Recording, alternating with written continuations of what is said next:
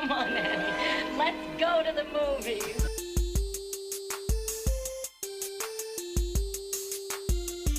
This is the Cinereelists, episode 661. My name is Kyle. My name is James. And my name is Zach. And we're here to talk movies, movie lists, and movie obsession for the next hour or so. I'm also here to wish you a early Merry Christmas. Ooh. Thank you. Merry Christmas to you too, Kyle. Well, it seems appropriate for this episode. It does. You know, when you said it, I had no idea why you were saying it.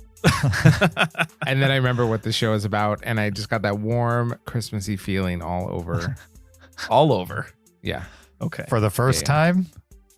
Like No, watching the three movies we're going to talk about today didn't give you the Christmas feeling? I'm trying to think if any of the movies gave me the Christmas spirit. That I'll leave it to my reviews. I think one of them gave me the Christmas spirit. Okay. Fantastic. Yeah. Fantastic. Can't wait to find out about those. We're continuing our long held tradition of watching Christmas movies for Christmas. Yep. And talking about them on the show. I was at church this morning, and I went to my parents' church, and their series is like Christmas at the movies, so they'll like play clips from movies and then relate it to the sermon or whatever. And the movie for today was Elf, and so they played like 3 or 4 clips over the course of the sermon from Elf. Okay. And all I could think was, why do we do this every year? Like, Elf is so good. I'd much rather have just watched Elf. Talk about that. Why are we doing this? Why is the church doing this? Why is the church doing this? Why are we doing this? Watching Christmas movies we've never seen before.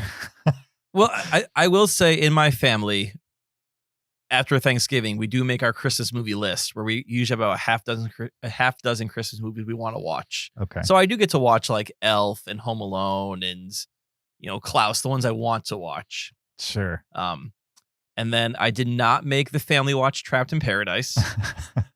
Okay. We did watch Nativity as a family. All right. And I honestly considered watching Mary as a family because it was rated TV-14. Like, oh, TV-14. Galen's seen some PG-13 movies before, and we didn't. And we were watching. I'm like, there is no way this is a kid-appropriate movie whatsoever. Because the Crown of Thorns. Remember that part? Yeah. Oh, yeah. Well, that was a violent movie. We'll get into it. We'll get into it, but we'll get into it. Netflix, you misrated that movie. I don't think they rate them, do they? Are they like self-submitted? It did say TV-14 somewhere. It did. Yeah. I don't know who gave it TV-14. They might be self-submitted. I don't know. Well, also, again, it's like TV ratings because streaming, I guess, is considered TV. Right. That's pretty violent TV rating, though. Yeah. We'll get there. We'll get there. All right. This is, as we've said, this is our annual Christmas movie episode where we watch 3 Christmas movies that we've never watched before, each of us making a pick.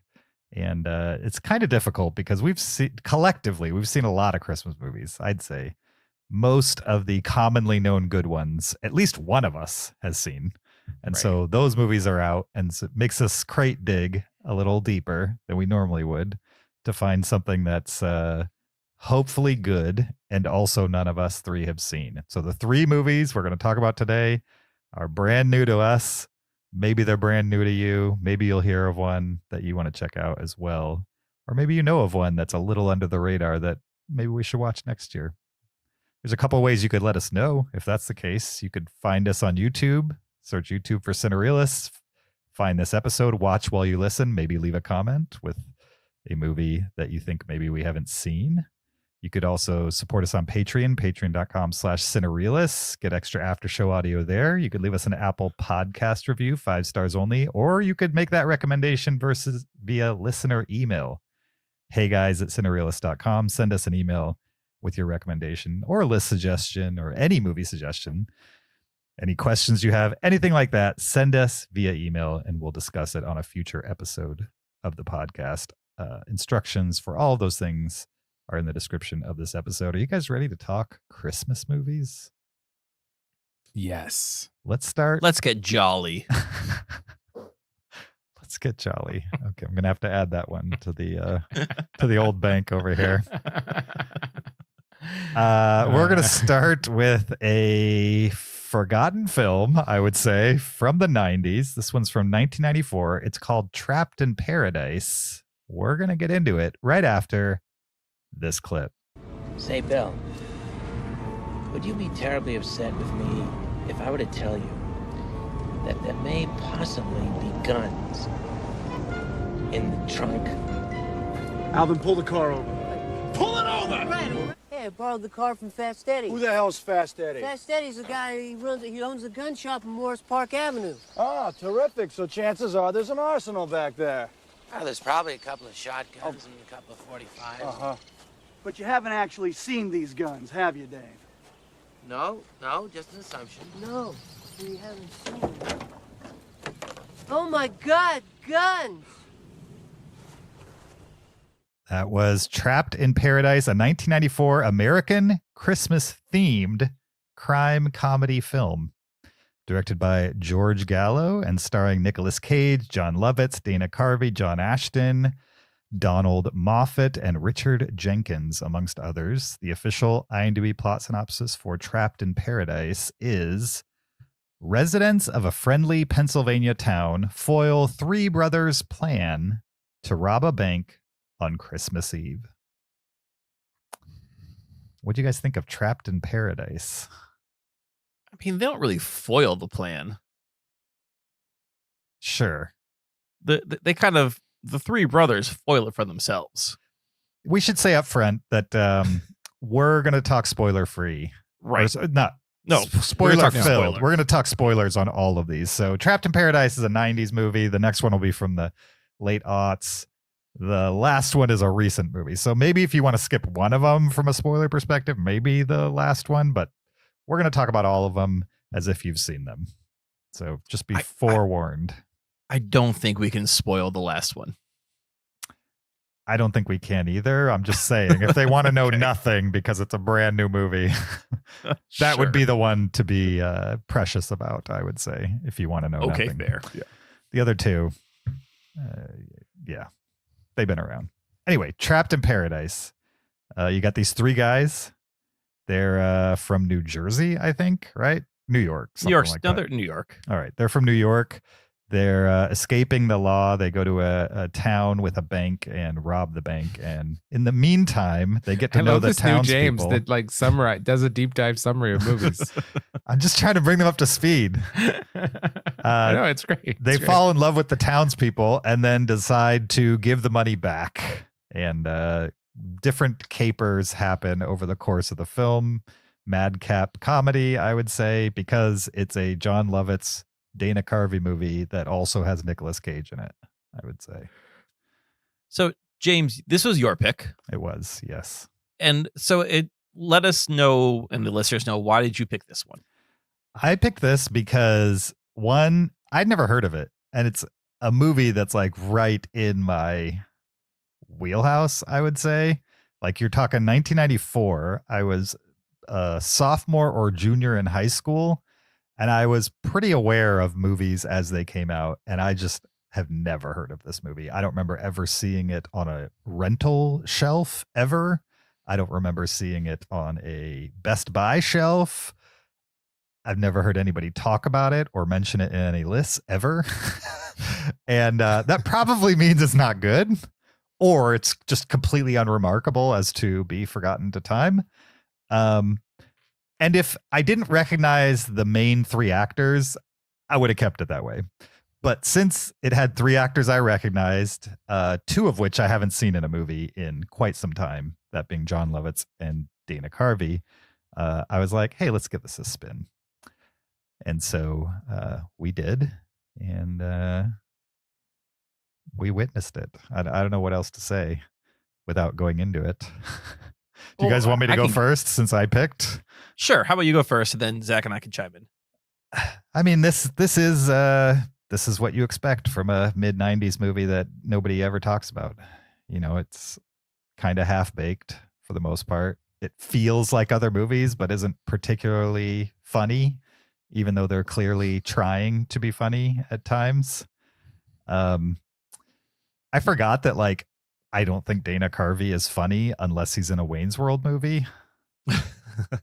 Like I can't think of another movie where Dana Carvey is funny other than a Wayne's World movie. Can you guys think of one? I can't think of another Dana Carvey movie besides Master of Disguise. Right. Like, I can name 4 Dana Carvey movies off the top of my head. And he's not funny in that either. I've never seen it. I just know it exists. It was bad. It was really bad. Yeah. So I think maybe I just forgot that is the case. That he's not. Do you guys remember his stand-up, like him sitting at the piano singing about broccoli and stuff like that? Yeah, chopping broccoli and like the folk singer who's like afraid of the microphone and making faces with chord changes. Yeah, that stand-up used to play. That stand-up used to play on Comedy Central all the time in the 90s. Right. But I also didn't think that was funny. Did you guys? Like you guys like chopping that? broccoli? Yeah. I mean, it's so stupid. It's not funny at all. I don't think. Well, I was also a little younger than you when I was watching Sure. that, so like my humor might have been more in line of like his mugging for the audience. I mean, Wayne's World is stupid and a lot of mugging. It worked for you. It works in that context for some reason with those characters. And maybe it's just well written and well performed, like what was written. But if you put him in something, I don't know. His character in this he's kind of like the dimwit kleptomaniac violent guy, right? Basically, like the brother that has no self-control, and he was kind of putting on that persona mixed with like a New York troublemaker type, I don't know, affect, and I was just not buying any of it as a humorous thing or as a serious thing. I was not enjoying the big swing, I would say, Dana Carvey was making with this. And then also I realized that like I only like John Lovitz in The Critic. I haven't ever seen anything else with John Lovitz where I'm like, oh, I love it's this. You know what I mean? I don't really care about John Lovitz. So that leaves Nicolas Cage, right? And Nicolas Cage is like a chameleon. He can be in all kinds of different things. To this day, he's still in things that I enjoy. Like Dream Scenario from earlier this year was a depressing movie, but he was really good in it. And Pig from last year or so was great. And there's lots of bad movies in between there for sure. But every now and then he can bang one out where you're like, wow, there's still something here. But this was 90s Nicolas Cage trying to be in a comedy. And I other than like Vampire's Kiss, which is accidentally funny, I would say, I can't think of another Nicolas Cage movie that's a comedy that I like either. So when you ask me why I wanted to watch this movie, in retrospect, all my reasons were bad reasons. You hadn't thought it through. I hadn't thought it through. So like these are all people that you like in specific scenarios, but you just tell yourself, oh, I like these people. I want to see them together in a comedy. And then you realized, oh, this is not what I want from these people whatsoever. To be honest, Nicolas Cage in Vampire's Kiss is very fun. It's unintentionally very fun, but the result, if you look up Vampire's Kiss on YouTube and just watch a couple of the clips, Nicolas Cage is just absolutely unhinged in it. And you got a little bit of that in this. Like, what if you thought he was a little off script in this one? He's 10 times worse in Vampire's Kiss. And I think the 10 times worse is what makes that movie palatable. And since it's like way elevated, but also muted in this one, it just felt like a nothing. Which is kind of how I felt about the whole movie. I was just kind of like, all right, this feels like it's little bits taken from 10 other scripts. And they got a couple guys with a little bit of comedy cred and Nicolas Cage, and they tried. And instead of making a holiday classic, they made Trapped in Paradise. How did you guys feel about it? They're in Paradise, Pennsylvania. So like, that's how funny are they? That was the first eye roll of the movie for me. I found this movie pretty tedious to watch. Yep. In fact, I needed 2 sittings to watch it because I watched it and I got halfway through. I'm like, oh boy, I can't do this. So I had to come back to it the next day, which probably didn't help the movie whatsoever. But there was no reason for me to return to it besides the fact that we were doing it for this episode. I don't like movies that just rely on hijinks as their comedy. Like there's very few jokes in this movie. It's just like, oh, wouldn't it be funny if they get trapped on a cart with a horse, and wouldn't it be funny if they're doing a car chase, and like it's like someone says, oh, wouldn't it be funny if this happens, and then no one says to them, I don't think that's very funny. Then they just do it. So this movie is a bunch of like, I guess, situations where they could be humorous, but there's no jokes, or they're relying on like the improv comedic timing of Nicolas Cage, which I don't see Nicolas Cage as a comedy guy. I've never seen Vampires Kiss. There are so many dim-witted characters in this. You mentioned Dana Carvey, who's like the dim-witted younger brother, which I will say Dana Carvey was the one part I did like about this movie. When he first did his voice, I was like, oh boy, what are we doing? But his voice kind of grew on me. And I started watching this movie, and I would always just watch him in the background because he was constantly like doing something in the background. Could be making a face, could be reacting. And I got a lot of enjoyment from just watching Dana Carvey in the background of any scene, just doing whatever he's doing. So maybe that's the way to watch it. Don't watch him as the main character. Watch him as like in the background. Like the moment when they open up the trunk of the car and there's all the guns in the back, and his voice, he goes, oh my God, guns. Like that actually let a audible laugh out of me. Really? Like a full laugh, not like a chuff or something like that.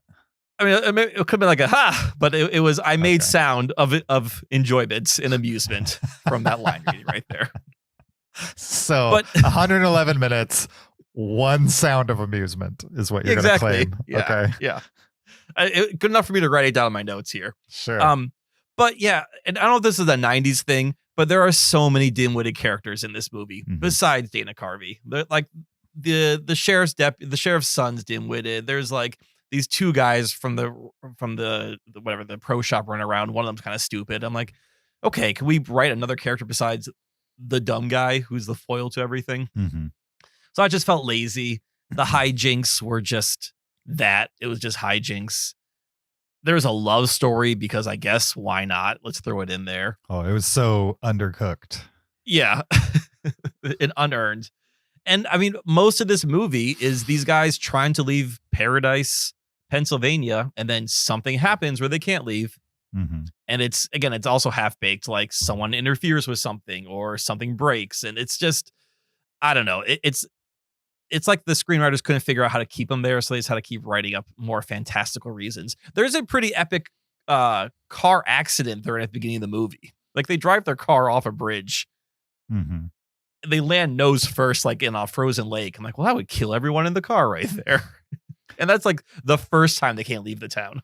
And then they crawl out like unharmed, completely unharmed. Right. Yeah. After this car like just nosed into concrete. Right. Like Nicolas Cage should have no teeth anymore from that steering wheel. So yeah, I wasn't enjoying this. This was not a holiday classic, and I will not be revisiting this one in the future. Even to watch Dana Carvey in the background a little more. No, because now I know, oh my God, Guns is coming, so it's not gonna surprise me anymore. Sure. That was a good impersonation. Oh, thank you. And again, I don't even know if that line reading was like him being sarcastic or the character actually knew it. I don't know, but no, I think he was pretending to be surprised. Yeah. I kind of got that also, but again, he's the dumb guy, so maybe he doesn't know they're there. So I watched this with my wife. It did take 2 settings because I fell asleep halfway through, so we had to start again. Yes. Yeah. I am really troubled whenever I see a movie that has like brothers and like they're clearly not brothers, you know, like it's like in no universe are Dana Carvey, John Lovitz, and Nicolas Cage like brothers. Blood brothers. Blood brothers. Yeah. Sure. Yeah, absolutely. And but like just for, you know, casting reasons, like they're brothers. And it's a bad omen. Sure. And then when Dana Carvey opened his mouth and did that ridiculous voice, like it was the most jokey, dumb voice he like that choice doomed him for the rest of the movie to do that voice the whole movie. And it's like, you could never take anything that's happening seriously ever. Not serious. I mean, seriously, like you couldn't go with the movie because Dana Carvey is doing that voice the whole time. Mm-hmm. And it's just the silliest, goofiest voice he could get picked.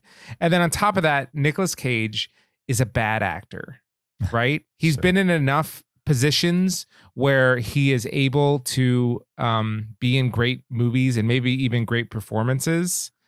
That doesn't make him a good actor. He's a bad actor.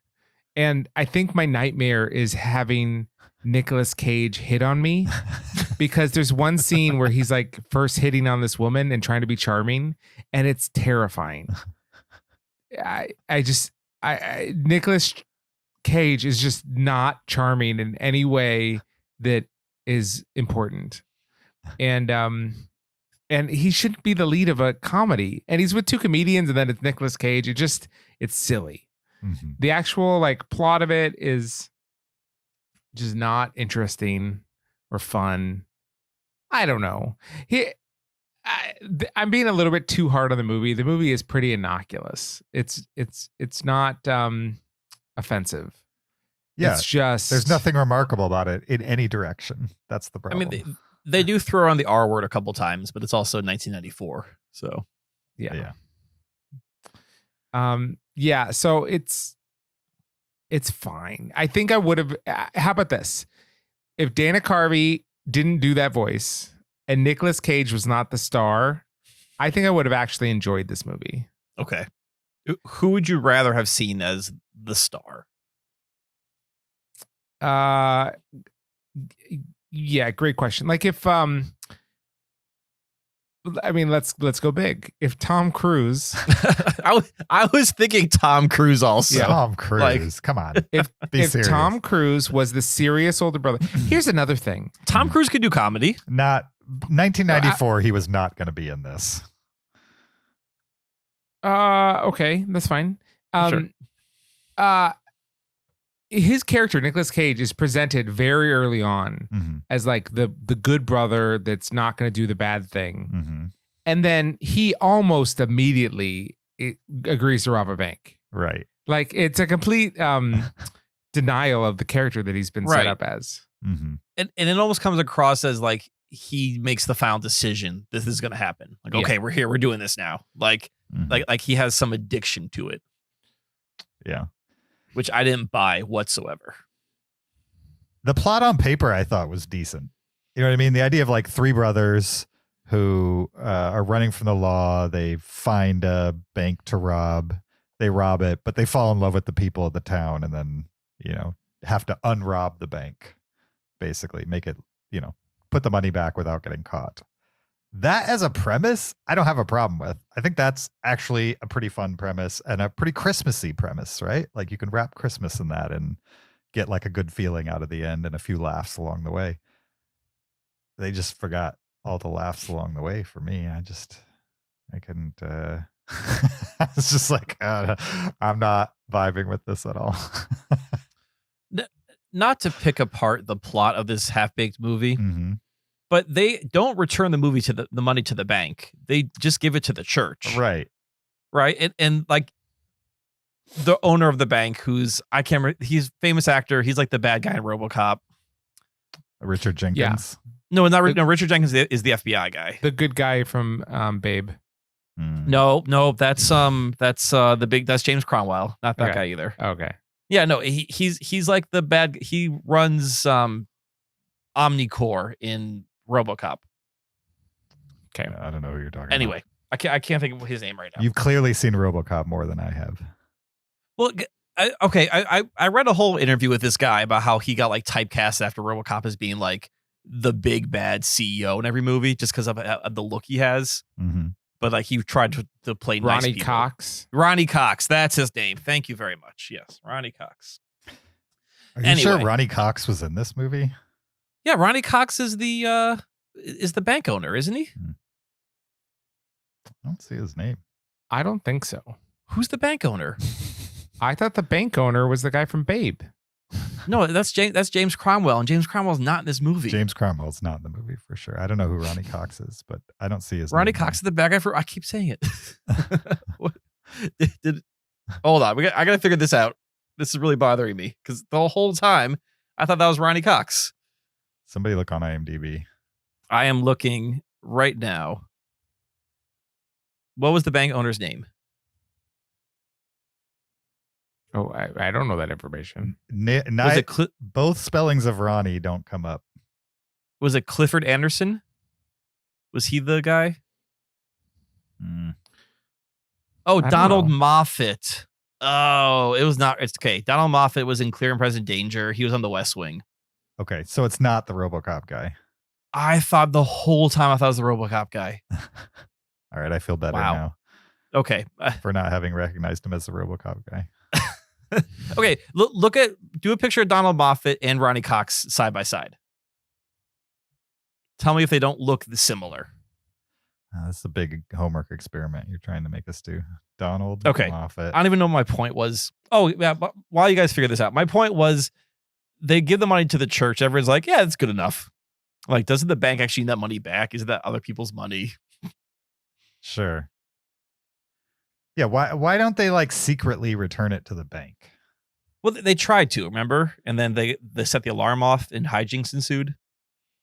Yeah. I don't think these two guys look the same at all, other than being old white guys. They certainly don't look the same at all.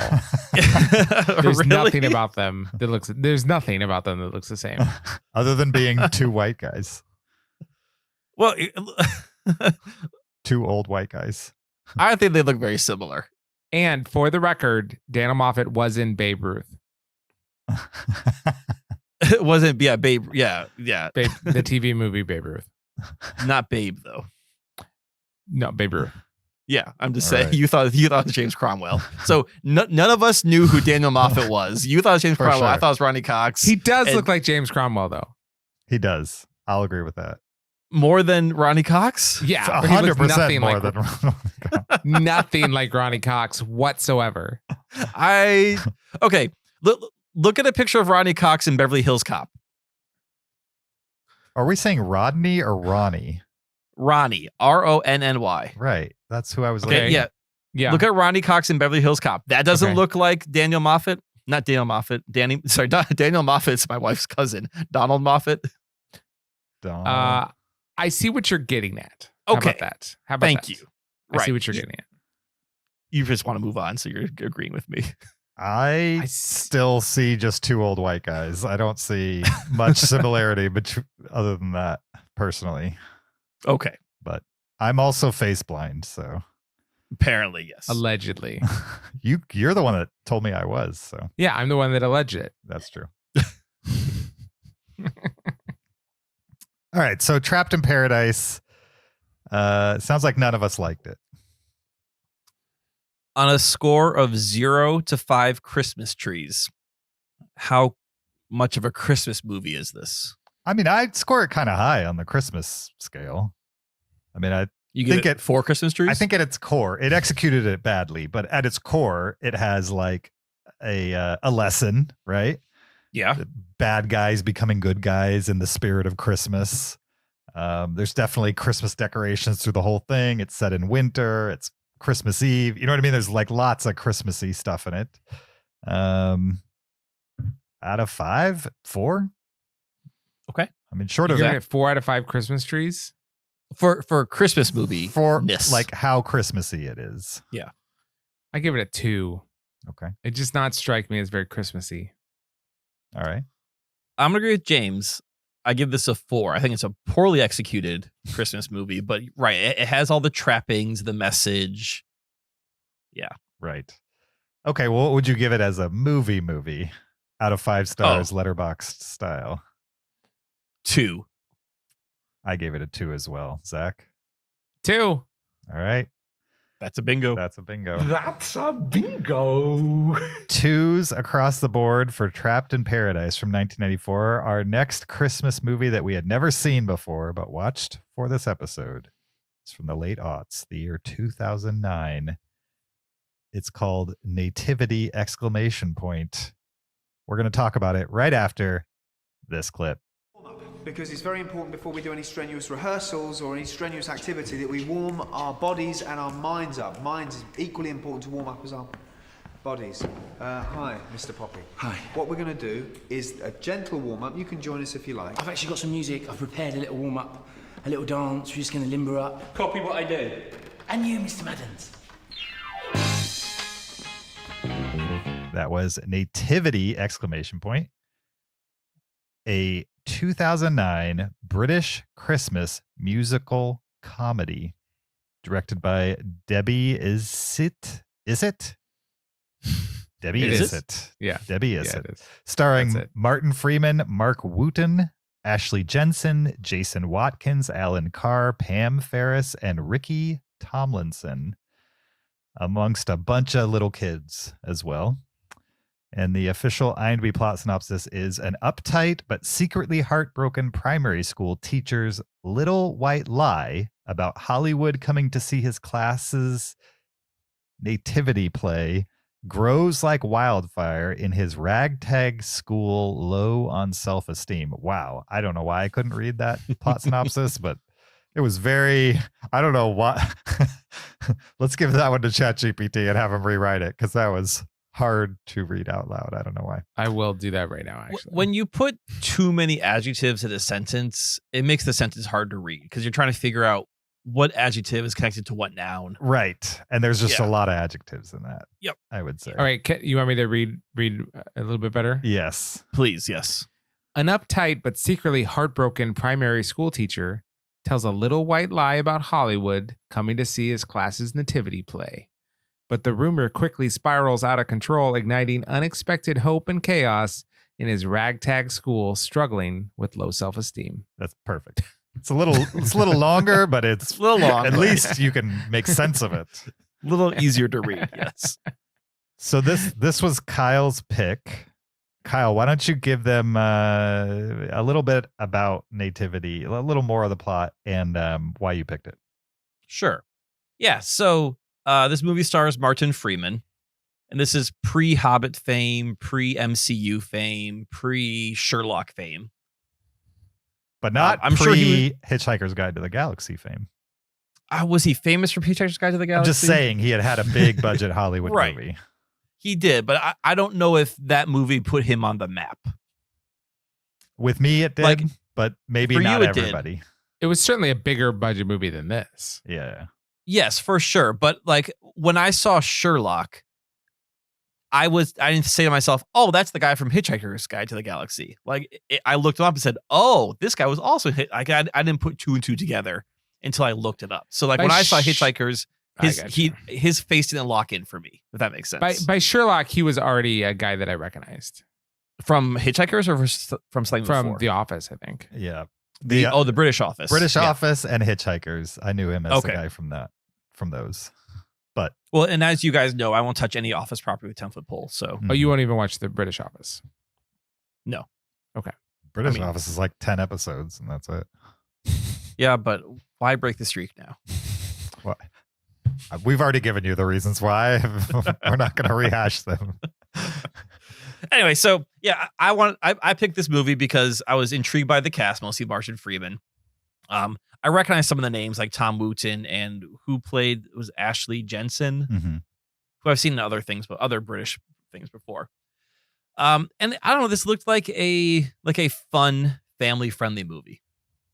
The last couple years I've kind of picked like the dark Christmas movie.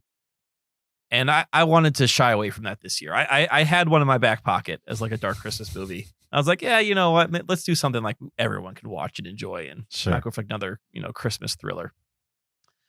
So in this movie, Martin Freeman plays an elementary teacher. He was in drama school. He was supposed to like have this big career ahead of him. And for whatever reason, he ends up as teacher, and his two friends, one becomes a teacher at a very prestigious school.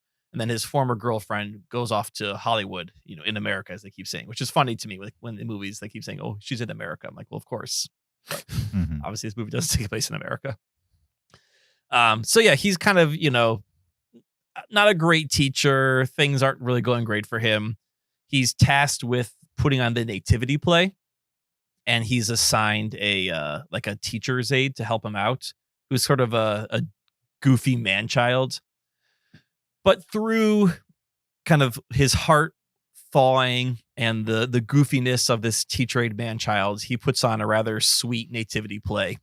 Unfortunately, tells this lie about, Hollywood coming because he's trying to, impress some people.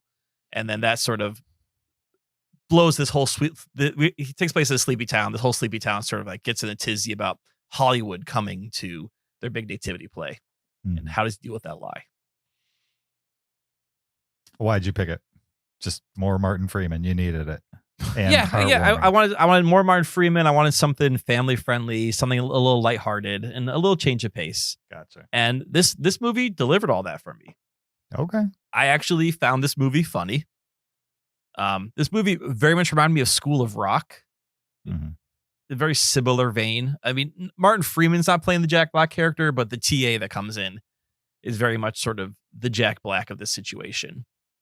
And he's the one kind of like loosening everyone up and getting the kids excited and helping Martin Freeman get to be more excited about this nativity play. And I really liked the child's not actors in this movie. Because I don't think these kids are actors. I think there's local kids they hired. And they just, I thought they did a great job of finding like just unique personalities within this small town to play these kids. And that to me made this movie feel more authentic. Because even like when you watch School of Rock, you're watching kid actors acting as kids, which doesn't always feel real. Like kids don't act that way. Even though these are kids playing them, like in that movie, kids don't actually behave this way. In this movie, I thought I was watching actually real kids who, like had personalities and had fears and were a little quirky. All the kids in the movie were just a little quirky, a little off. Bob, the kind of like the little kid who was breakdancing became a quick family favorite amongst our watching. Especially Galen loved every time Bob was on screen. Like Bob was the Dana Carvey of this movie. He always watch what he's doing in the background. The smallest blonde-haired kid? The smallest blonde-haired kid, yeah. Right. Yep. Who I went down a deep dive on the actor who played Bob. Because I was like, where is this guy? And like, it's a tragic story. I mean, he's fine now, but like tragic as in born with all these like birth defects and surgeries and great. The fact that he's here with us today acting is pretty incredible. So I wonder if Bob is in the sequels. He is. He's in at least the third. I think he's in the second and third one. And that's the other great thing. There's 4 of these. So we just want to like do one a year for the next 4 years. All right. We'll talk about it. We can. So I really enjoyed the actual nativity play at the end. I mean, because this movie's building to this moment. And I was afraid they'd give us like a couple scenes, but they gave us a pretty, not complete, but they gave us like several scenes of this play. And it's a very unique take on the nativity play. I really liked the opposing school's King Herod version of the play. I really wanted to see more of that. And actually, after watching Mary, which was coming up later, I'm like, oh man, these two really paired well together. Oh yeah. I was thinking that too about Herod and stuff. Yeah. Between the two of them. I had a good time with this movie. It was fun. It was lighthearted. It's Christmassy. I thought, there's lessons learned. People become better people. So it's not offensive to anyone. Though, Zach, I'm curious to know, there were some swear words in the nativity play. Yeah, there were. I don't know how you felt about that or how the church in general would feel about that. Well, there's no specific provision against that in a nativity play. Okay. They weren't the worst of what words could be, too. For sure. Yeah, I just always thought like swearing in and around church in general was frowned upon. Well, there's very famous Christmas carols that have swearing in it. Yeah. Depends on the church. Like what? No, I don't. I'm actually curious. The same words. No. Like what Christmas carol? You don't need to say the words. I'm just curious to know which Christmas carol. I don't remember offhand now, but it's very famous. I'll ask ChatGPT. Okay. While Zach is asking ChatGPT, James, what did you think of Nativity? I feel like you weren't as cozy on this one as I was. Probably not as cozy, but I didn't. Evidently, What Child Is This used to have the 3-letter word for a donkey in it. Yeah, that's it. But And was it they've in changed, reference they've to the changed donkey it though? over time. But was What it do you mean referring to they? the donkey though, or is it It- referring to the human? It was a behind? reference to a donkey. Whereas Okay, in the so- movie, it's definitely a reference to a kid's behind. So at the zoo that's local here, they have donkeys, Mhm. and they call it like it's like the Peruvian ass. Mhm. And Galen just loves being like, look, Peruvian ass. And it's like, well, it says it right there. So, Is he not allowed James- to say that word? well, it's a swear word, right? Is it? Yes. Yes. Yes, When it I is, was growing James. up, we were allowed to say that word. Well, You- I you- would say, Is this the first time you've ever heard that that's a swear word? No, I know some people are sensitive about that word, but it wasn't a swear word in my household. Gotcha. It's not Well, one we if- were if you- encouraged to say around a bunch of adults or anything, but Why not? yeah, it's not a swear word. Why can't I say it around other people? Is there a third? I was category never of word, told James? not to. I was just aware that some people were sensitive to that word, so I didn't say it. Around. Isn't that what a swear word is? No, because there were other words that were not said in our household. You know what I mean? Like it was not. My parents did not want to hear those words.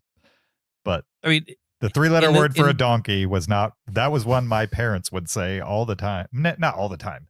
Occasionally, I would hear them say it, and it wasn't a big deal. Although I, in retrospect, have never heard them say it in front of an adult that wasn't like, in our household type of thing. I mean, there's no bad words. It's just language. We just decide which ones are good and which ones are bad. Sure. As I mean, culture. most just sounds- Culture changes. most modern bad words aren't even in the Bible. I mean, there's like nothing. Well, none of them are. Right. Well, yeah, because the Bible wasn't written in English It originally. was written in You Greek understand what I and mean. Hebrew. No, there's likely swearing in the Bible. Sure. So the question was, did I like Nativity? I liked Correct, it yes. better than Trapped in Paradise. Yeah. Mostly because of the kids in the movie. Like I definitely was charmed by Nativity at times. It didn't have me completely, but I think anytime you get a bunch of kids, normal kids together, you point a camera at them and ask them to be silly and then edit that down to the best bits, you're going to get some gold in there. Like there's a reason why He Who May Not Be Mentioned made an entire TV show about kids just talking on a microphone and him just interviewing them. You know what I mean? It's funny Yep. when little kids say weird things and dance goofy and talk about their parents and, from their perspective, you're bound for them to say something funny. And so there was a good deal of that in this movie, I would say, just kids being kids and then them weaving that into whatever scene they happen to be in. And I think I was charmed by that. I didn't necessarily find the big doofy guy very funny. Certainly not in a Jack Black kind of way where I find Jack Black funny. I found him kind of like annoying at times. And Martin Freeman wasn't very funny. Nobody was really very funny in this other than the kids. And so I understand why it's not like a global classic. I'm guessing this came out in the UK and they liked it enough that it got 3 sequels, but it's not a very well-known movie over here, I would say. It's not available over here. We had to use the Internet Library to find it. Sure, but I mean, if it was really good, it would be.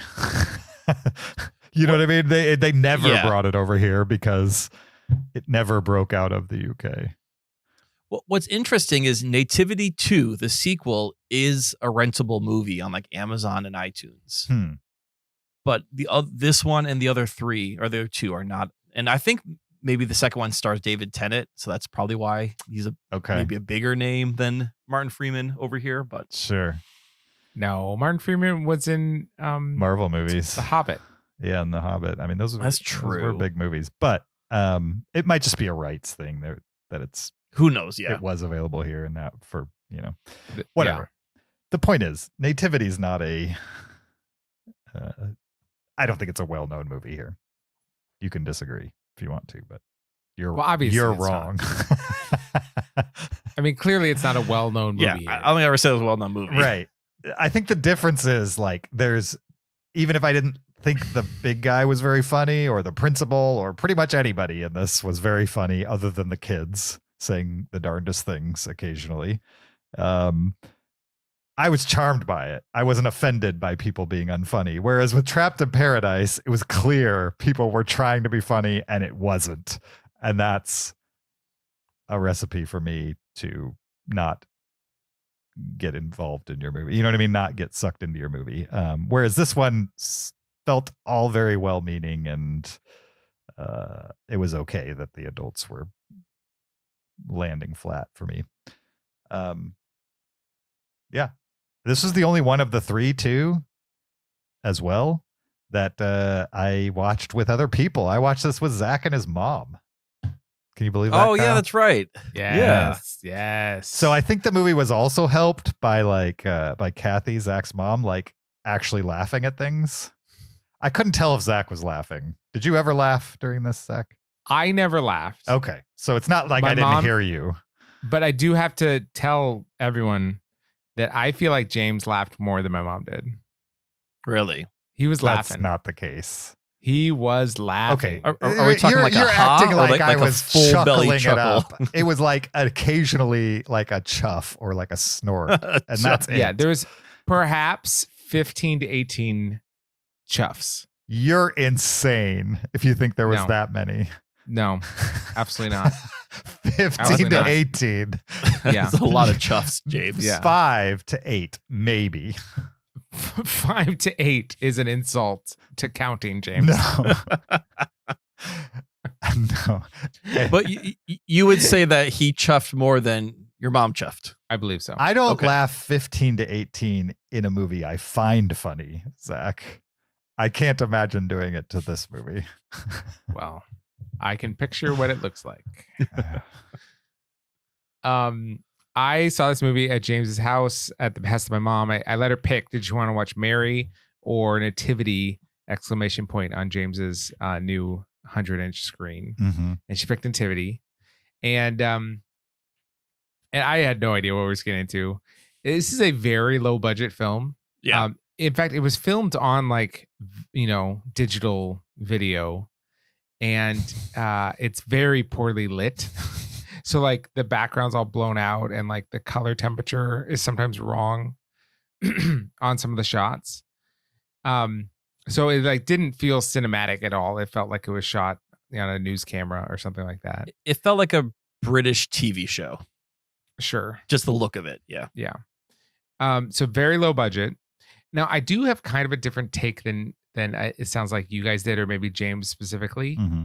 in that, what did I find funny? I found Mr. Poppy, the teacher assistant. I found him funny, and I enjoyed Mr. Poppy. Yeah. He's good. And I couldn't imagine watching a Nativity movie if Mr. Poppy's not in it. I think it would be unwatchable without Mr. Poppy. I really enjoyed Mr. Poppy. I really enjoyed Gordon Shakespeare. I thought he brought some just really good energy to the project. The only part I liked with Gordon Shakespeare was the dancing at the end. That was good. Oh, that was the only part? Yeah. I mean, I didn't laugh at it. I just thought it was interesting that the guy could actually dance. I was impressed he could walk on his hands. Yeah, that's what I Like, mean. I was he does like, not have the body of a hand walker to me, but yeah. shows what I know. I thought Martin Freeman played to his strengths. He really does well at the put upon, straight man. Now, partly where I differ from James and maybe Kyle is I wasn't as charmed by the kids. Really? Yes. Now, the breakdancing kid, I liked him. But I thought Bob. for Bob, the majority of the kids, yes, they were real non-actor kids that they, filmed doing different things until they got something funny kind of thing. But for the most part, all of these kids were just like scared and, pushing through their fear of being on camera. And I feel like it would have been better if they just got more outgoing kids. Like, they don't have to be professional actors. I don't want professional actors, just kids that are a little bit more comfortable and outgoing, because all of these kids felt like they, someone before they started filming spent 20 minutes with them, getting them to not pee their pants, and then they filmed. Like they all just seemed a little scared to me, and I just want more outgoing kids. That's what I was hoping for. I disagree. Like for me, when the kids there's a point where they're auditioning for the different parts of like Joseph and Mary, right? And maybe you saw that as the kids being like scared to be on camera. And I saw that as like the kids being a little unsure about like being in the musical and singing and like giving that opportunity. So again, for me, that was the authenticity of like, oh yeah, I would imagine these kids were like fourth graders or something like that. Like I would imagine fourth graders being like, I want to be in a musical. I also don't really feel comfortable like singing in front of people. Right. Plus, kind of wrestling with that. It's built into the plot that like this little nativity play that's supposed to be just like a local little UK production. Now Hollywood's going to come and there's like all this big expectation and stuff like that. So I thought it was like kind of playing up some of that stuff. Yeah. But okay, I get what you're saying, as if like this was an acting choice upon the kids or something like that. But Kyle, like you have a kid that's roughly in this age range, right? Yeah. Would you say his funniest bits are when he's like comfortable and like with you guys and like does something zany, or when he's like nervous and awkward in front of a group of people he doesn't know, and like he just kind of does the scared kid kind of thing? Like where does your son really shine? Oh yeah, he's most witty like around us and around people he knows, right? But I found the apprehensiveness of the kids to be fitting for the scenario. It might have been fitting, but it wasn't as charming as I don't know. It just all of them like, were very low volume. Like well, I'd like to see some like outspoken kid, like Bob, right? You loved Bob. Yeah. He wasn't nervous at all, right? No. Like the part of his charm was that like maybe he should have been, but like he was like going for it all the time, and that was great. Right. But I mean, this kid's also British and like stiff upper lip and a little reserved and yeah, like don't take your American culture, your colonialism, and put it on these poor British people. Like remember when those two boys were fighting over who was going to be Joseph? And then he like picked a Joseph, and I was like, what quality did you see in that Joseph instead of the other Joseph? Like what, like articulate it, because that kid turned around and said, I'll never get picked. And it resonated with Martin Freeman's character. Yeah, he said the line, but as far as his actual performance, there's nothing about that kid that like endeared you to him. He's just like, there's nothing about the other kid either, though. That's what I'm saying. It was just part of the plot. Whereas Bob, it did endear himself to you. You don't make Bob a Joseph, though. I don't know. No, I think he would have made a fantastic Joseph. No, you make Bob a tree and a donkey, and like Bob's got to just be like the supporting actor in every scene. Yeah, I mean, a lot of the kids got to be Joseph and Mary. And Mary, there were lots of Joseph and Marys. In fact, at one point there was two Marys holding hands, which I thought like, well, that's progressive. Also, I loved the Mary that was in. No, not the Mary. The Star, the girl that played the Star. Mm-hmm. Oh yeah, she was good. She was fantastic. Sure. What about like the kid channeling James Brown? He was fantastic. He was great too. Yeah, right. No, he was outgoing and yeah. Well, he was an actor. He was not just the kid they found in the community. When that kid repelled how do you know? From the roof of the, because he could act. From the roof of the church, Zach's mom gasped a little. Did you catch that, Zach? Yeah. that was really high though. Like he wasn't lowered from 10 feet down. He was lowered from like 100 feet down. I just love that the guy who didn't laugh once loves Mr. Poppy and thinks the kids weren't funny enough. Mr. Poppy was fun. You didn't laugh once, Zach. Here's the thing about Mr. Well, I mean, he wasn't funny enough for you to laugh. Here's the thing about Mr. Poppy. He was, I thought, the most realistic character in the movie. Okay. Because 100% he's like that's how you act with little kids, right? The shy kids were not realistic, but Mr. Poppy was. No, the shy kids were realistic. That was the problem. They're too realistic for you. They weren't charming. But Mr. Poppy, I found to be charming. He's like, that's how you have to act goofy around little kids, and then they'll fall in love with you. Have you ever seen Kindergarten Cop, Zach? Yeah. Yeah. And how do you feel about the kids in that movie? They're great. I wish the kids in this were like the kids in Kindergarten Cop. I mean, I find them very similar. I think the kids in Kindergarten Cop were a little bit more handpicked than the kids in this movie. Sure, but I got the same vibe. On Zach's though. defense. Oh, I agree. I got same vibe between the two movies. Yeah. I agree, though. I think the kids in Kindergarten Cop are a little bit more polished than the kids in Nativity. They're a little more scripted, a little more tightly. That movie's more tightly edited and less about the precociousness of the kids than Nativity is. But Right. I got the same vibes. I mean, Nativity, the kids are the star. Like Yeah, Kindergarten Cop, because Mr. Poppy's not funny, and neither is Morgan Freeman or whatever his name is. Morgan Freeman. The romance was doing nothing for me. For sure. Oh, with the Yeah. girlfriend. Yeah, I did not buy the arc of that romance. What was worse, the romance in Nativity or the romance in Trapped in Paradise? Trapped in Paradise, because at least like this Nativity romance had history where you could be like, oh, they were together. I just don't buy her going back with him. Like it seemed like she would just had her life going on in Hollywood. There's no reason for her to like, okay, I'm coming back to America, to UK and leave everything. I mean, if you broke up with a girl and then 5 years later called her out of nowhere and then flew to California to find her, I don't know. It just felt very, it's a little stalkery. Did we ever get kidnap told some kids while you're at it? Yeah. Did we ever get told why she left? She's just going to be in Hollywood, and I thought it was implied that Gordon Shakespeare had something to do with it. that he told Was her. it because of the bad review? I don't know. I don't know either. I don't think the movie says. I really liked the performance at the end. You know, when they actually like did the play. Yeah. I was in this. This movie charmed me over. I at first I was like, this is so poorly shot, like so cheaply shot, and random and whatever. It slowly worked me over. I liked it. I think this movie pays off because they give you the kids' version of the Nativity, and it's unique and it's fun.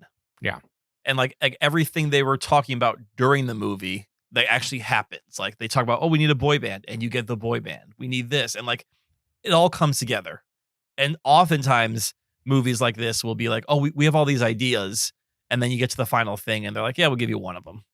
Yeah, and this movie gave you. I mean, it's like a third of the movie is the Nativity play. Maybe not a third, but yeah, it's a good chunk of it. Good 20 minutes at the end with a lot of original music. Mm-hmm. Yeah. It sounds like all three of us enjoyed it more than Trapped in Paradise, but Zach just enjoyed it for totally different reasons than why Kyle and I liked it. No, I'm not. No. I mean, I liked Bob the kid, right? So I'm not against all the kids, but like you're telling me like Joseph charmed you, like you really liked that kid.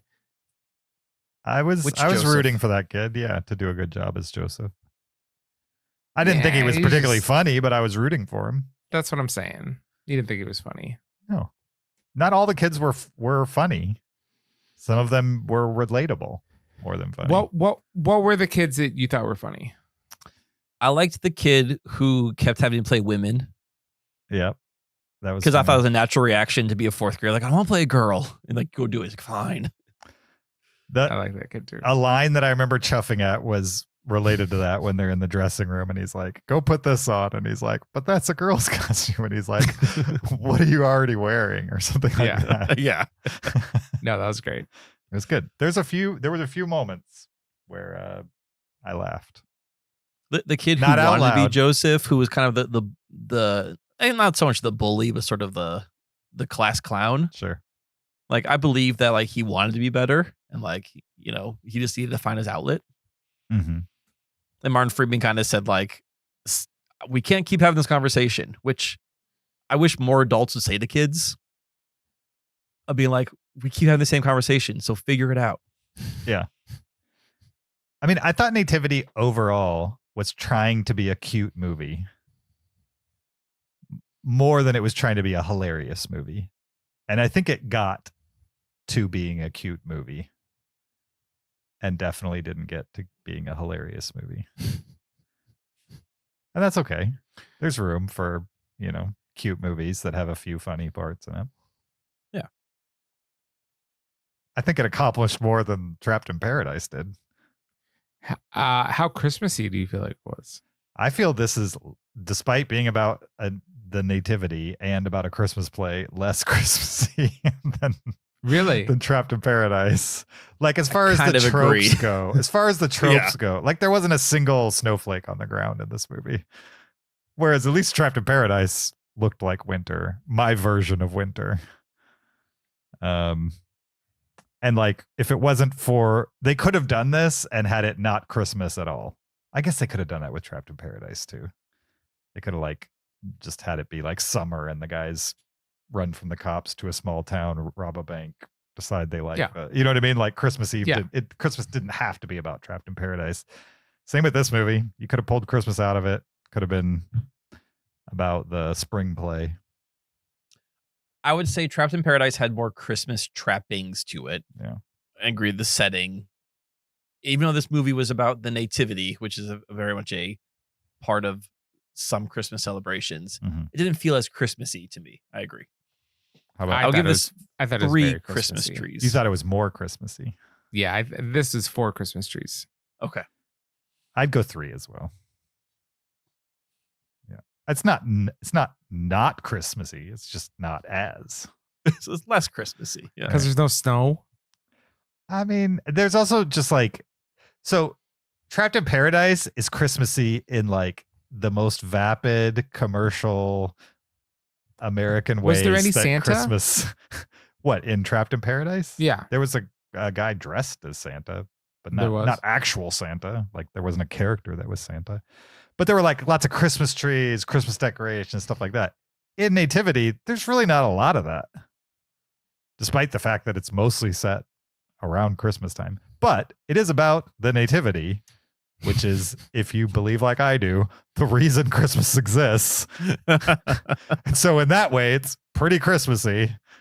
But I don't know. Even when they did the nativity scenes, it was less about the nativity and more about getting a bunch of kids to sing like Broadway-esque songs. Sure. It was like a pop concert. It was a pretty Right. secular nativity play. Yeah. For I sure. would say so. Yeah. Did you guys like when they tore the baby apart in the Herod play? Yes, that was great. That was a nice special effect. Completely unnecessary, but it was great. It was good. I love the entire Herod play. I loved how Bob Shakespeare, or whatever his name was, Gordon Shakespeare, was like, we're going to make it, we want to upset the Americans. Let's make it European. Let's make it dark. It was great. And what do you rate it? An actual stars. Yeah. I would give this 3.5.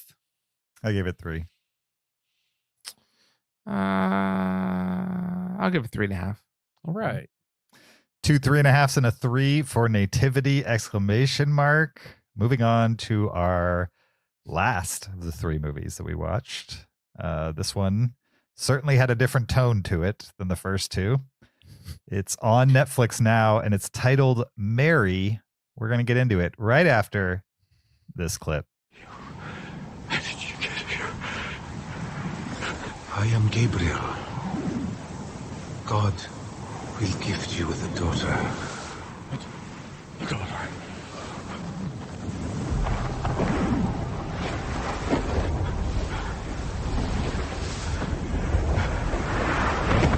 Wait.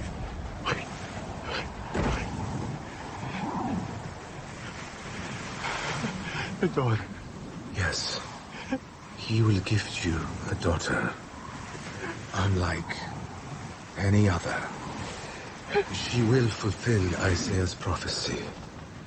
That was Mary, a 2024 epic biblical film directed by DJ Caruso and starring Noah Cohen, Ido Tako, Ori Pfeiffer, Ela Vidor, Dudley O'Shaughnessy, and Anthony Hopkins, amongst others. The official Got one of them there. IMDb plot synopsis for Mary is, in this timeless coming-of-age story, Mary is shunned following an otherworldly conception and forced to flee when Herod's insatiable thirst for power ignites a murderous pursuit for the newborn. What did you guys think of Mary? Let's say you have heard of Mary and Jesus in the Bible and everything. Mm-hmm. but you didn't know that this was that story. Would you know that this is that story based on that plot description? I mean, if you knew the word Herod and Mary, then you would know. I'm going to guess a lot of people that know the word Mary don't know the word Herod. I don't know. What is a lot? A lot is doing a lot of work in this statement. Like, I don't know. I think most Christians would know the word Herod. Most non-Christians would probably not know the word Herod. Okay. So is that fair? If you were a non-Christian who's familiar with the idea of Jesus and Mary and the manger and like all the trappings, right? Sure. Yeah. And you saw that plot description, would you know that this movie was about the Virgin Mary and the birth of Jesus? No. I don't think so either. Yeah, no. If you saw just the poster, would you know it's about Mary? I gotta see the poster. Yeah, we're talking like the Letterboxd poster. Or I'm looking at IMDb, but I'm sure it's the same for Letterboxd. Okay. Let me. I mean, she is holding a baby or a package. Or a package. See, Letterboxd is much better. They say a miraculous conception, a merciless king, a murderous pursuit. Mary's journey to give birth to Jesus unfolds in this biblical coming-of-age epic. I think Letterboxd like actually lets you know what this movie's about if you don't have base, deep Christian knowledge. Yeah. I like theirs better, but yeah. IMDb's is more spoiler-free, though. I mean, what do you spoil?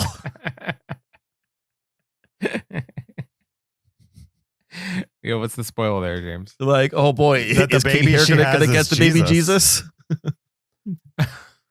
It'd be real funny if they rewrite history. Like, oh, and he found him and he killed him. Sure. And then Christianity was never born.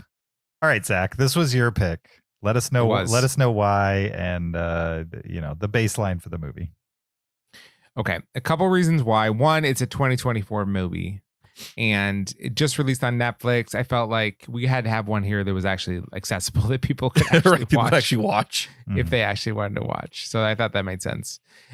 Second, my original pick was going to be Merry Christmas, Mr. Lawrence, which was a World War II POW movie with David Bowie. And I felt like this one had a chance of being more Christmassy than that one did. And plus my mom's in town and she wasn't going to watch that one with me, but she would watch Mary with me. Did she watch it with you? She did, yes. Okay, I'm curious to know what Kathy's take on Mary was also. Yeah, absolutely. So this is the story of Mary, the mother of Jesus, starting when she was conceived by her parents and going throughout her young life until she has the baby Jesus and then escapes Bethlehem, basically.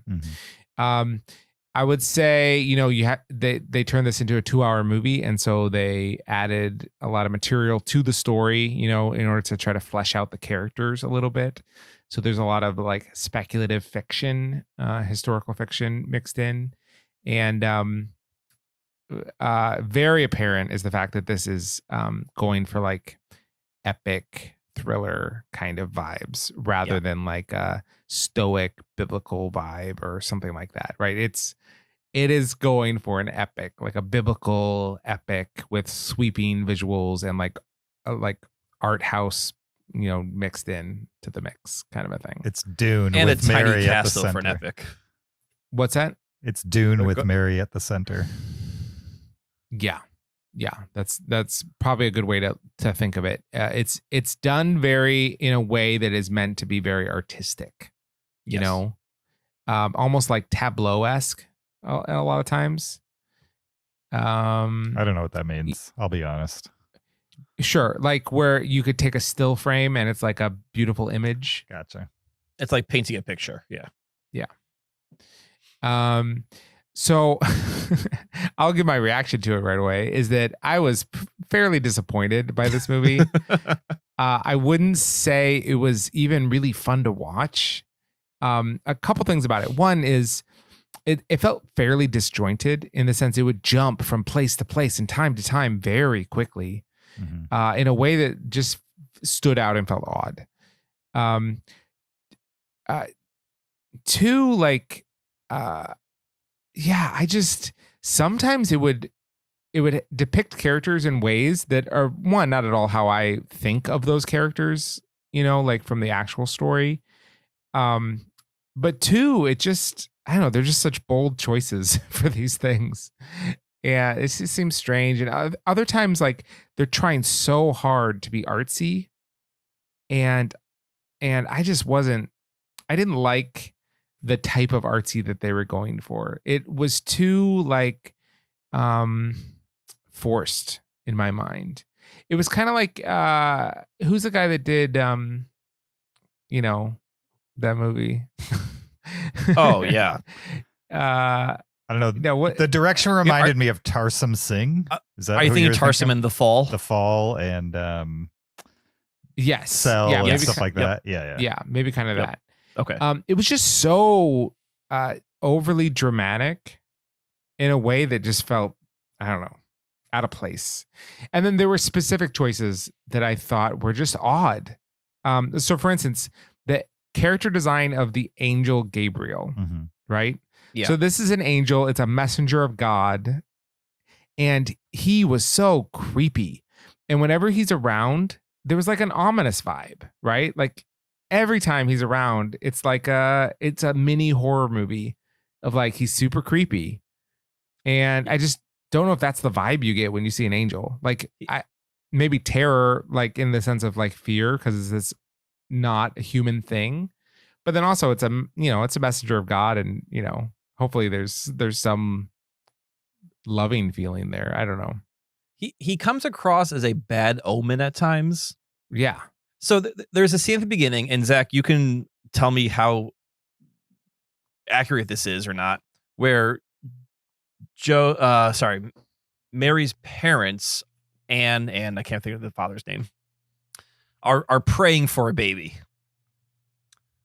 And they get visited by the angel Gabriel, and the angel Gabriel's like, "I will give you a baby, but your baby is going to be destined to do great things." I'm like, "Okay, that's great." And then, like, Mary grows up, and they go on, and all of a sudden, like, they start seeing, like, Gabriel, like, kind of looming as, like, this reminder of, like, the destiny. And again, to me, it felt like a bad omen of, like, I'm still here. Don't forget the little deal we made. And is that true? I mean, is that accurate to the Bible at all? Oh, none of that's in the Bible. My understanding is that like there's very little about Mary in the Bible. Yeah, it doesn't mention anything about her parents. We know zero about her family or their experiences. So like this movie's already making her a miracle baby. Well, who has the mission of. It's kind of a Catholic idea, right? So like the Catholic Church would say that Mary was born special. Yes. So she was born without original sin. I think that's why even Catholics might have an issue with their depiction of Mary, because Catholics believe that she was born without original sin. Mm-hmm. And the curse of original sin was pain during childbirth. And yeah, so, I read about that. Yeah, according to that conception, Mary's childbirth wouldn't have been painful. Mm-hmm. And like that's some Catholics have an issue with that in this movie, that she like is going through labor pains. Not that it's a drawn out labor scene at all, but yeah. The only like family member that's actually mentioned in the Bible is when she goes to see her aunt or cousin or whatever, who's pregnant with John. And that's John the Baptist, by the way. Mm-hmm. Oh, John the Baptist. Okay. Yeah. And anything else you want to add? Herod was played by Anthony Hopkins, who just felt a little bit too old for the role. And he was certainly like, I don't know, man. He was, I thought the depiction of Herod was actually fairly accurate to history, right? Like Herod murdered his wife and several of his sons out of like fear that they were going to like overthrow him. And he killed all the babies under 2 because he was afraid of the Messiah. Like he was just a pretty like murderous guy who also put an eagle up on the temple. Like all those things actually happened. But without getting into too much of a theological discussion, what I read, and I could be wrong, was the only mention of murdering babies is in the Bible and not in other historical records. Yeah, that's true. Okay. Yeah. Again, I don't want to get too much into depicting just. Oh, totally. Yeah. I mean, it's not like Bethlehem was like a major metropolitan area. You know, there was I kept meticulous records and yeah, exactly. You know, we're probably talking about not that many babies because it was probably a town of 1,000 people. oh, so it's like a handful of babies he murdered under two. Exactly. Barely noting. But in this movie, it wasn't the babies under two he murdered. It was the first sons he murdered, and then they took all the babies. It was weird That how was they did interesting.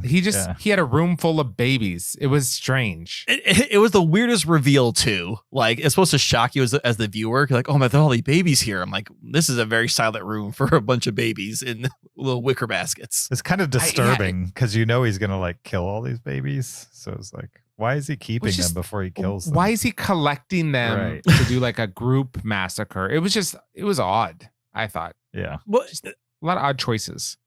I guess they're trying to show him as like senile and losing his mind. Yeah. And like, so that was the scene of him like talking to the babies, and everyone's like, dude, what are you doing? Yeah. Yeah. I mean, they really like, I think, you know, it's okay to like flesh out a story, you know, with your own kind of thing. It's just, it's done so much that it's at this point, it's just like very heavy fan fiction. You know, like we know barely nothing about Joseph from the actual story. But now he's like kind of this whole character that has a personality that like just doesn't fit with what I think of Joseph. And, you know, Mary is now like a temple worker. Yeah. Which is just an odd choice. I don't know. Odd. Yeah. But I will say one thing I really enjoyed anytime they showed like an establishing shot of like a city or like an area. I was like, that looks cool. I like that. So I'll agree with you that like this movie looked good. Right. It was kind of going for this epic. It was, I think I read a shot in Morocco. Like it's stylistic, but like I thought the colors were nice. The cinematography was nice. It definitely felt like it was going for a biblical epic. What it lacked for me though was the scale. Like when I think of Ben-Hur or 10 Commandments, or even like we talked about epics a couple episodes ago with Gladiator and whatnot. Like those movies feel big, and this movie never felt big to me. Like even though it's a big moment in history and obviously in the Christian religion, it all takes place amongst half a dozen people. There's, you know, so there's never like a big army or a huge chase or anything like that. It's all like, you know, Joseph fighting a guard, or this happens in the streets, and it doesn't. Which, by the way, Joseph's fighting skills amazing. What chapter of the Bible is that in? Second Hesitations, right? His swordsmanship, or Mary's father's swordsmanship skills. Like everyone's an incredible swordsman. Yeah, in this movie, yeah. Like you do. Yeah. What got to me was, again, I don't have a huge conception of Mary or how she's portrayed in the Bible, but this isn't what I imagine it being like at all. Yeah. Like for me, Mary at this movie, she felt like a Disney princess at times, where she, like especially at the beginning, she was a little precocious, didn't quite know when to speak, like was talking out of turn in church. Everyone kind of looked at her like, Mary. And that just felt odd. Like, again, and maybe that's part of like to making her special. But I always imagined her as like a normal woman or girl who got tasked with this great thing. This movie is trying to make her even more special than she already is within the belief. That's generally how I remember the Bible portraying her. Just a normal girl who is asked to do this extraordinary thing. Exactly. Yes. And in this case, you know, with the whole Gabriel visiting her parents and the destiny, they made it into a bigger thing than how I kind of imagine it. And then as much as I liked Anthony Hopkins, he just felt like he was in a different movie for half this time. Like he was in this sort of Game of Thrones clone of like the plotting and, you know, who's trying to out to get me, and I showed up like, you know, with his wife and all that and murdering her. But I'm like, well, how does this have to do with anything with Mary and Jesus right now? Yeah. So And eventually they meet up, and again, as you mentioned, this becomes sort of like an action thriller where there's chases and sword fighting and burning buildings. And I was like, this seems, I don't know. I was thinking the whole time I was watching this, I was thinking about that movie. Was it The Gospel According to Matthew that you recommended to me? Yeah. And like that's a very stoic Jesus movie. Yeah. And that's kind of when I think of like a biblical movie, I sort of think of like, this is the message, this is the teaching, and this is what we're trying to get across. I'm not quite sure what the message of this movie was. Besides, as I read, I can't claim this. Someone else said like, poor start to the Jesus cinematic universe. Oh yeah, I would not enjoy them to continue in this style and keep going with the Jesus story. It would. No. Can you only imagine, like, yeah, like every other scene, Jesus is like running from Roman guards. Yeah, seriously. And like outwitting them and like ducking into doorways and stuff. That would be awful. Yeah. And then some of the like stuff that I think are the coolest parts of the story, they didn't include. Like, you know, when they have to flesh out so much, why not just include everything that actually is there? You know, and like there's a part in the gospel story where these shepherds are out in the field and angels show up in the sky, you know, and tell them to go visit the baby. And that would cinematically would look awesome. So why not do that? I mean, there's so little Jesus in this movie. Yeah, it's funny when there's just casually a baby and they're like, this is Jesus, and it just pans down to it and it's just a baby. A baby, yeah. Just like a clearly a 6-month-old baby. James, what did you think? It was fine. I didn't care about this movie as it was playing for sure. It felt like a Tarsum Singh impression for the most part for me. And I liked the Gabriel design. I know sounds like at least Zach didn't appreciate that much, but at least that felt in keeping with a Tarsum Singh impression. Like the way the scarf would he would appear and reappear by the scarf kind of like wiping him into existence. Oh, yeah. I thought that was actually kind of cool looking. Why it's in this movie, I couldn't tell you. But yeah, I agree with that. It was cool looking, right? But it was so strange that it was in this movie. Right. I think my biggest issue is that I didn't give a crap about anybody in this movie. You know what I mean? Like I didn't feel for them. Mary got me the closest in the early times when she's like, you know, practically a nun, right? And she like has no prospects, and then she's given this challenge, and she, you know, I guess takes the challenge. I don't know. That was the only moment where I was like, okay, maybe I care about Mary. See, you know, what's going to happen with her. And then as the movie went on, I was like, nope, don't care about her either. I don't really care about, I'm like, maybe Joseph was the only one I liked because he had a personality, I would say.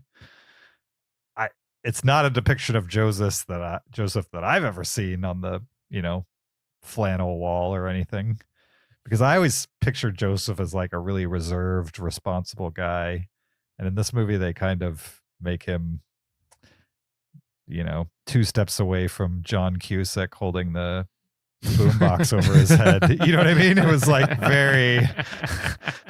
it's a very simplified, likable version of Joseph, I would say. Towards the end he gets a little more serious about life, but at the beginning, when they first introduced him, I was like, they're making him very jokey and like, you know, a little loose cannon type guy. I was, yeah. Go ahead. It would have been more biblically accurate if Joseph found out that she was pregnant, left her because, you know, he was conflicted, but then 2 scenes later came back with a boombox playing Peter Gabriel. Like, Mary, I accept you. Yep. Yeah. So overall, I don't think it's necessarily it's not a bad movie, but it's also not a memorable one. Like the only thing I'm going to remember about this is that it was weird. It was weird. Yeah. But any of the particulars I won't remember, just broadly that it was weird. And I don't ever need to see it again. It's surprisingly violent. Yeah. Even the violence I felt was like the crown of thorn moment was disturbing, but I was so disengaged by that point that I wasn't affected by it. I didn't feel bad for the guy it was happening to. I didn't, you know what I mean? I just didn't feel anything about it. The movie was just kind of happening in front of me. That's probably the biggest issue. And that's the issue with Tarsem Singh movies. I mean, like, if you watch Tarsem Singh movies, all the characters feel distant and cold and it's hard to relate to them. But the visuals are so cool that in the best of his movies, it keeps you engaged. They're so unique and interesting. And this just felt like a worse version of that with characters that you probably should care about and shouldn't be. I don't know. Just like wallpaper. Anthony Hopkins was chewing scenery. That was kind of interesting. Just because I haven't seen him do that in a long time. But it's not enough to come back to this or recommend it to anybody. For my money. Zach, what did your mom think of this movie? She thought it was too violent. Mm-hmm. I think the porcupine quills gave her nightmares. The Crown of Thorns? Yeah. Mm-hmm. Yeah. She said she's never really seen Herod in a movie like that before. Mm-hmm. So she thought that was interesting to see Herod. That's all I really got. King Herod is portrayed in Mel Gibson's Passion of the Christ also, right? I would a different Herod. A different Herod? Mm-hmm. Yeah. There were lots of Oh, Herod. that's right, because this Herod died in 4 BC. Exactly. 4 AD. Yeah. Yes. So this is Herod the Great. He's the one that expanded the temple. Then he had 3 sons that his kingdom was divided into, and Herod Antipas was the next Herod. I also read that scholars think that Jesus was born somewhere between 6 and 4 BC. So like we screwed up the whole BC thing. Oh, no. Yeah, literally. He was probably born in 4 BC. Yeah. And the guy who did the calendar just did the math wrong. So yeah. What is time? What year are we actually in anymore? Yeah, isn't that funny? Yeah. Yeah. And plus there's no 0 BC, or there's no 0, right? It just goes from 1 BC to 1 AD. For 1 to 1, yeah. Yeah, exactly. Yeah. There's no 0. But yeah. So Jesus was probably born in 4 BC. So it's actually 2020 all over again? No, it'd be 2028. Oh, that's right. Yeah, we got to back us up 4 years. You're right. Yeah. So you can add 4 years. So welcome to the future.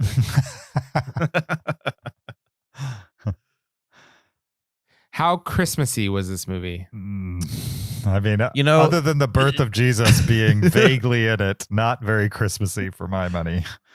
No snow, no ornaments, no tree, no Santa, no lessons were learned. I mean, I give this 1 Christmas trees. Yeah, I actually don't think it's very Christmassy on any level because, I mean, it really was all about Mary. I mean, it's called Mary. I get it. Yeah. But Christmas is about Jesus. and the fact that Jesus is born is really such a minor part of this film. It really is. Mm-hmm. Which is so odd. So yeah. Yes. So I don't think it's very Christmassy. I'm going to give it 1 Christmas tree. I like it. 1. Nice. And what star rating are you guys giving it? 2. 2.5. I say 2.5. All right. 2 2.5s and a 2 for Mary. So no bangers this year. Nothing that really caught any of us. But Kyle won this year, I think. I think Nativity overall was the most enjoyable, most Christmassy combo of all 3. Just wait for Nativity 2, Danger in the Manger next year. Is that really the subtitle? It's either 2 or 3 is Danger in the Manger. I'm not sure which one it is. One of them is like, Dude, Where's My Donkey? Maybe 3 is Dude, Where's My Donkey? I think 2 is Danger in the Manger. Yeah, 2 is Danger in the Manger. 3 is Dude, Where's My Donkey? We are not watching any more of these. But Bob Dude, Where's comes My back. Donkey has a 3.6 on IMDb out of 10. I mean, Nativity had a high score too. No, 3.6 out of 10. Oh, okay. Oh, On yeah, not a IMDb. 5. Yeah. Yeah, Gotcha. Nativity was like a 6.5. But it's directed and written by the same person and stars Mr. Poppy. So I think it should be fine. Oh, he stars Mr. Poppy because number 2 is David Tennant. Yeah. Number 3 is Mr. Poppy. Who's number 4? Who's our big star? I don't know. Oh, that's a good point. Who you is the mean big star in Nativity? 3? Nativity Rocks. Mr. Poppy. Well, he's in it. I don't know if he's the lead. Okay. Simon Lipkin. Oh, yeah. I don't know who that is. The kid from Jerry Maguire. Are you serious? No, not Lipnicki. No, That's it's not. Lipnicki. Okay. What's like his name? What? Lipnicki. Libnicki, yeah. Simon Lipkin doesn't have. Oh wow. Okay, he doesn't have a picture. He plays Jerry Poppy. So I'm thinking they replaced Mr. Poppy with Simon Lipkin as Jerry Poppy, who's now has a first name, Jerry. His brother? Yeah, maybe. Or is it the same character? It's just a different actor now. Wow, this looks bad. Yeah. Can't wait. Buckle up, guys. We No. got 3 more of these. No. Excited. Do we? Are we allowed to veto? Yeah, I think we veto, right? Don't we all have to agree that it's like on the picks? A worthy choice. I think what we each pick one we haven't all seen. That was the criteria. Right, but the goal isn't to torture other people with it. It's to find a good one. James, this was our favorite Christmas movie this year. I know. Yeah, so don't you want more of your favorite thing? No. I've had plenty of precocious kids in British low budget made for TV movies. Because of the amount of Christmas movies that especially you guys have watched already. Mm-hmm. What's the chance we're going to find a gem that's not a new release of the year? Because obviously new ones will come out that we'll keep seeing. Mm-hmm. But like, yeah, I mean, the Holdovers last year was good. I like the Holdovers. Exactly. Yeah. Yeah. But like the fact that we're going to find the Nativity, be like, oh my God, I can't believe we slept on Nativity for the last, 15 years. It's not possible. It is possible. I'd say nothing's it's very impossible, Zach. Come on. Well, there's a finite number of Christmas movies in the past that all of us haven't seen. And it's possible that none of them are great. It's also possible that at least one of them is. I just don't think so. If it's possible that One if could it's be possible possible and the other one one way, not. it's possible the other way too. That's not true. I think it's more possible that there's at least one out of all the Christmas movies that none of us have watched. That we haven't heard of. That's good. That we haven't heard of. Yeah. That just like is out there. None of us have heard of, and we'll discover it one day and be like, oh, how come we never heard of? I think Star Trek Christmas. By the laws of probability, there's more likely to be one out there that all of us like than there is out of all the ones we haven't seen. That there's not one. But it's not a random sample. We have intentionally watched between the three of us 100 Christmas movies. Right, but like Trapped in Paradise, I didn't even know about until this year. That's after There's a a reason decade why of you didn't know researching about this movie. I know. I'm just saying that's after a decade of researching Christmas movies every year. You did describe it as scraping the bottom of the barrel. Did I say scraping the bottom of the barrel? I don't think I said that. I think you said something like that. I don't think I said that. What did you say? It was something about like. Let's be honest. Scraping. All or three of something. these movies are scraping the bottom of the barrel, I would say. As far as Christmas movies go. I would We say haven't even gone to Nativity's- like Christmas movies from other countries other than the UK. We need to like search out some, I guess there's not too many Muslim Christmas movies, but Yeah, well, I don't think they celebrate Christmas in China. I'm just saying. It's A got to be Muslim other Christmas countries. movie. That have Jesus Christmas is their movies. number 2 prophet in Islam. Sure. But do they make Christmas movies? I don't know. I'm honestly asking. I don't know. No, I don't. I not do making not a think joke. that they do. Okay.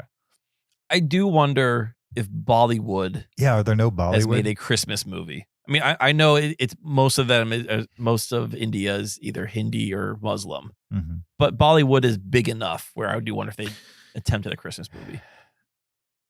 Zach's looking it up. I can tell. Oh yeah, I'm definitely looking up Bollywood Christmas movie. And 'Cause- there's a movie called Merry Christmas. It's a 2024 Indian mystery thriller. All right. Next year. Well, guys, I got a pick for next year already. Is it 3 or 4 hours long? Yeah, I don't want to watch a 3-hour. Oh man. I mean, I have high hopes for Merry Christmas, Mr. Lawrence. It's literally a Criterion movie. No, I agree. I mean, So is Armageddon. I'm just saying, like, there's a chance with that There's a one chance. and that's a movie I hadn't heard of until like a year ago. So if that one's out there, maybe there's others. You never know. Well, I certainly hope so. This is where I would love to be wrong, James. And and if you're listening and you know of a Christmas movie that we've not heard of and watched, and you think it's a banger, let us know. Yep. So we can get on the calendar. All right. Thank you for listening to this episode 661 of the Cinereelists podcast. Don't forget, check out the video version on YouTube. Support us on Patreon, patreon.com/Cinereelists. Check us out on Apple Podcasts. Review us, 5 stars only. Send us a listener email, heyguys@Cinereelists.com, or follow us on social media on Twitter, Facebook, Instagram, or TikTok @Cinereelists. Or you can follow me on my personal Twitter, Blue Sky, or Letterboxd @EOJRB. You can follow me on Twitter or Letterboxd @Shaubin. Find me on Letterboxd @PeterSKB. We will be back next week, most likely with Sonic the Hedgehog 3. Which they're closing out the trilogy. I heard what's his name say this is his last one. Jim Carrey? Yeah. Yeah, I believe his answer was, I got bills to pay. Right. Really? That's why he's in these movies. Yes. That's funny. I appreciate the candidness of it. Sure. But he's done after this one, in theory. Which I think 3 is enough, right? Well, I guess we'll find out after we see the third one. Maybe we'll be I've clamoring never seen the for first more. one, though. So What? You've never? You have to go back and watch it, clearly. Otherwise, you'll be lost. Knuckles shows up and Tails is around and Robotnik does things. What else am I I missing? don't think Knuckles is in the first one. Was he, Zach? Do you remember? No, the second one. You're right. Oh, so you haven't seen Yeah. the second one. No, I've seen we did the second one Right. on the podcast. So you haven't I seen the first one. I think I'm good. You're caught up. Yeah. You're caught up enough. Yeah. All right, guys. We'll see you next time. Until then, keep it cinereal.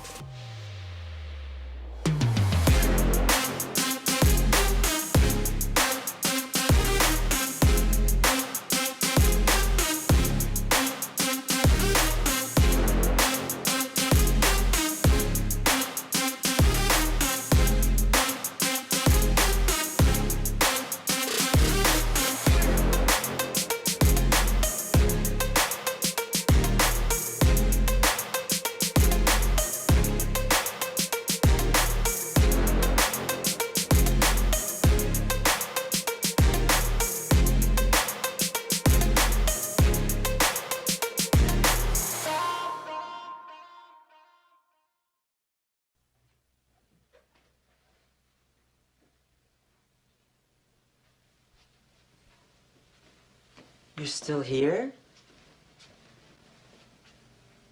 It's over. Go home.